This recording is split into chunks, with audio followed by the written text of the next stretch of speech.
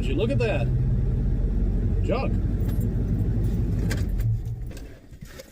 If you're watching this, you probably have something to do with these contraptions. 72 to 93 Dodge trucks. They're kind of swell. And as you can tell, I have acquired several. I know that I can trace my obsession with these back to this particular truck here, because this one is my father's 92 one-ton Cummins dually.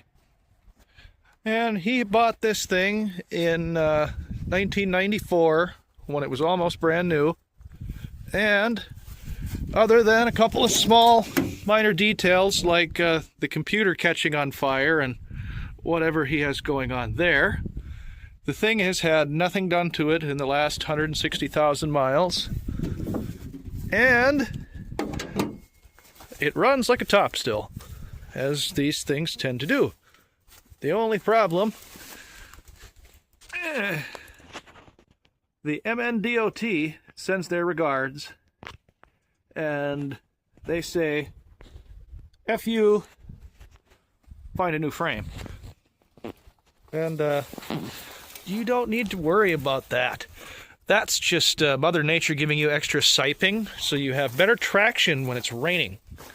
It's key. To be able to walk up to one of these things, turn around, and suddenly there are pieces missing. It's happened more than once.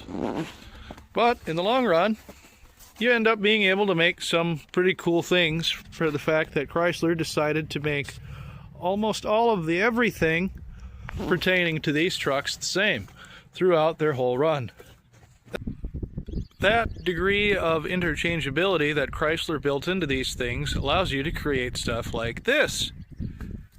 While it may look like a bootleg Volkswagen Harlequin, this is my 1988 W150 that I have been calling the one piece at a time special. As you can tell, it's running a 88 cab, and that's very annoying, but it does work. It's running the 88 cab and a few modifications. I added a new stereo, relocated the heater controls with a kit I found on the internet, and I have been going through and painting, trim, and getting the full set going in here. As you can tell, it's still a work in progress, but I'm very happy with it.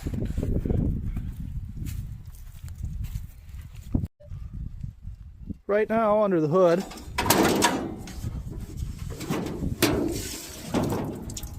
bird bath things. Right now, under the hood, I have a 1971 dated 360 that I ended up getting accidentally in a different truck. And it's wearing a factory iron 4-barrel from the I believe the 86 that this engine was found in.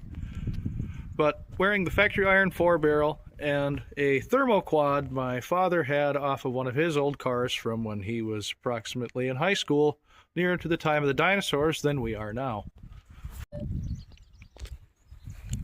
I started out just wanting to build a truck that I could drive year-round and enjoy and have a cool old truck. And it was originally going to stay the 86 up body style because I have enough stuff to do that. But then I got to looking and I decided that Macho Power Wagon is much cooler than standard run-of-the-mill 88 half-ton single short. So I started putting all the tin grill pieces on.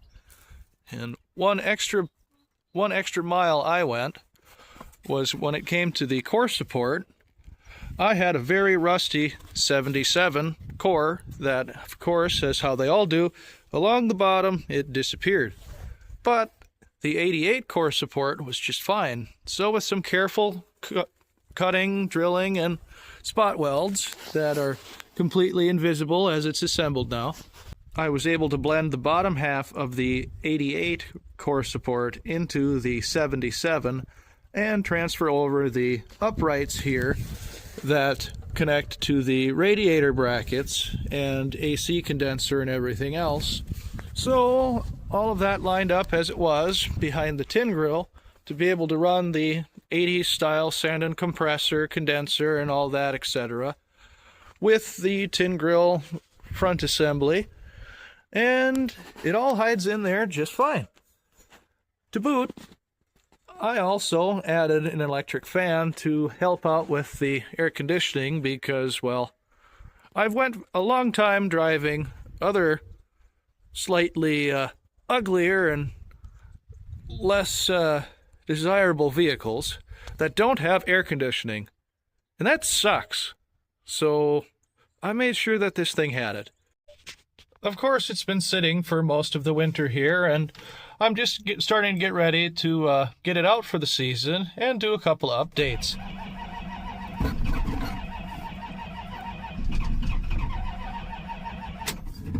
Come on. You know you want to.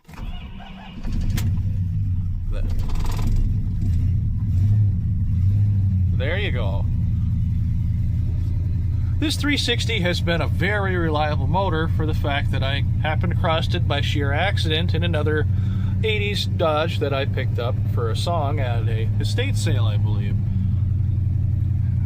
And I've been doing a little bit of looking on it, and of course 1971 was the very first year for the 360 LA-V8 from Chrysler.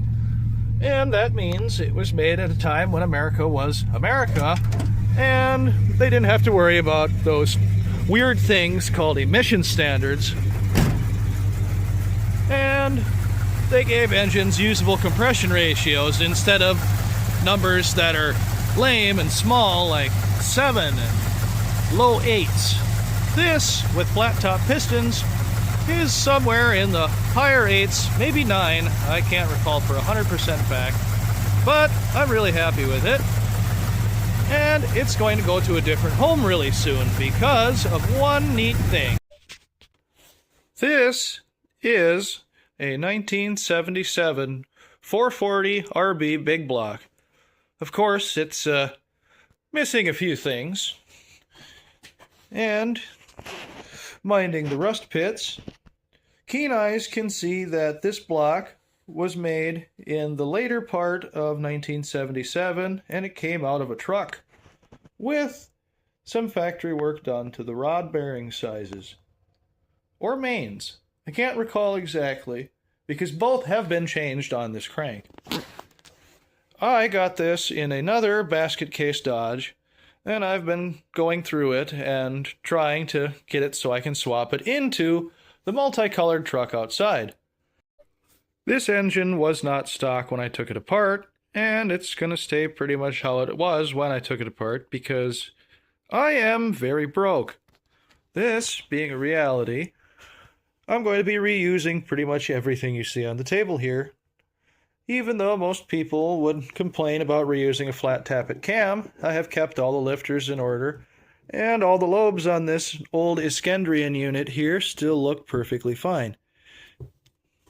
We've got a W90R 262 Super Cam, which, from what I've read online, seems to be a pretty good cam for a mostly stock big block Mopar. And also, it has something else other than the stock pistons. These are old sealed power L2388s.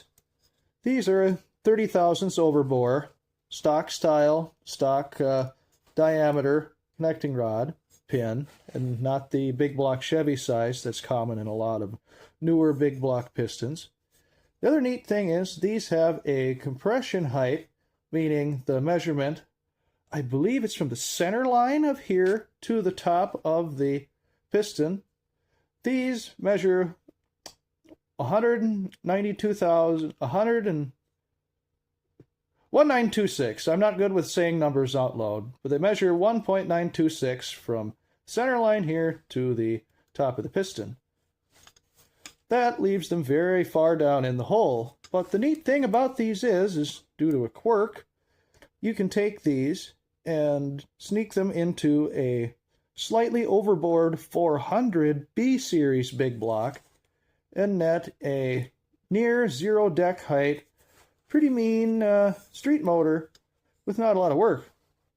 I happen to have a 400, but I don't need any more irons in the fire, and I don't necessarily want to put another $400 into this motor.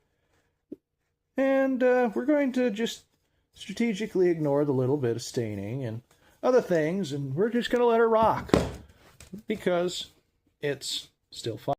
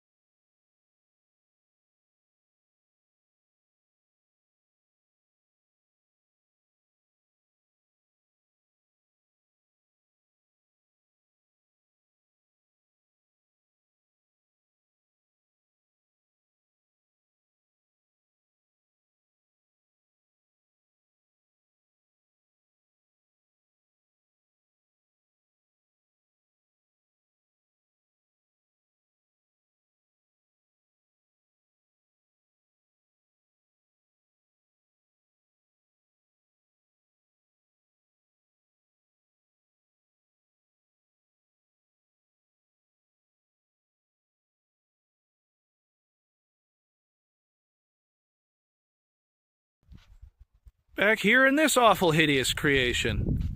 This very creatively assembled monstrosity is what's left of a 1981 Dodge W250 Air Force crew cab. I bought this thing in Fargo, North Dakota for $500 just initially to get the axles out of it, because the seller neglected to mention the extra set of doors when I was inquiring to buy it. When I got there, I was kind of amazed. Paid the man 5 dead presidents, loaded it onto a very small car dolly, and made it back here, where I promptly threw a different front end on it, new front doors, and decided to build an engine. With very cheap eBay parts, and that didn't go well. Yeah, when you're gonna build an engine, it's usually a good idea to buy reputable components and not the cheapest thing you can find, because when you buy the cheapest thing you find, you get roughly 8,000 very enjoyable miles of 360 with slight camshaft and Edelbrock intake and carburetor, and poor man's headers consisting of 2 driver's side TBI exhaust manifolds, the ones with no exhaust flapper, bolted on, and you end up with a fairly stout, mostly stock 360 that when you put it into something the size of an aircraft carrier and try to drive it like something it's not, well, things die. And then you end up sad and you can't drive your truck anymore. As soon as that 360 is liberated from the other truck, it's going to come into here. And I have other things to go for it. I've got to add another pedal down there. And evict some unfortunate new tenants that I have now noticed since I got in here. I also acquired this hideous carcass. It's a 92, but it has some really cool things that I almost didn't end up with. The quirk about these trucks is by the time they finally ended up with a hydraulic master cylinder and slave cylinder, they just pretty much moved everything over 2 inches from how it is on an automatic truck, meaning this hole to add this hole. And as you can see, somebody was trying to swap an automatic truck to a manual, and they attempted to harvest this and didn't really get very far. And of course, it has other silly things like a transmission hump with the appropriate hole for the 5-speed manual. And, well, it had a column once upon a time. That's where this thing comes in. This is a 97 Ram 1500 with about 282,000 miles on the clock. So she's a nice lady and she's ready to settle down. But the key is, oh, that greasy thing underneath there happens to be an NV3500 5-speed manual that has been preserved quite similarly to things found in the La Brea tar pits by lack of maintenance by several previous owners. But for a $400 horse, you don't look at the teeth, you just put it to work. And that's all I've done with this thing. And it's been actually pretty reliable. But as soon as my game of musical engines can actually begin, this thing is going to get the axe, and it's going to lose its transmission and end up as either a brand new Kia or a demolition derby truck. Not entirely sure. And all in all, hopefully this intro will give me some experience with editing videos, of course, and be able to explain to everybody what kind of disasters I'm going to be trying to get into on this channel. And hopefully there's some room for one more redneck that likes to mess with these clapped out old trucks on YouTube. So thanks a bunch. We'll see you on the next video.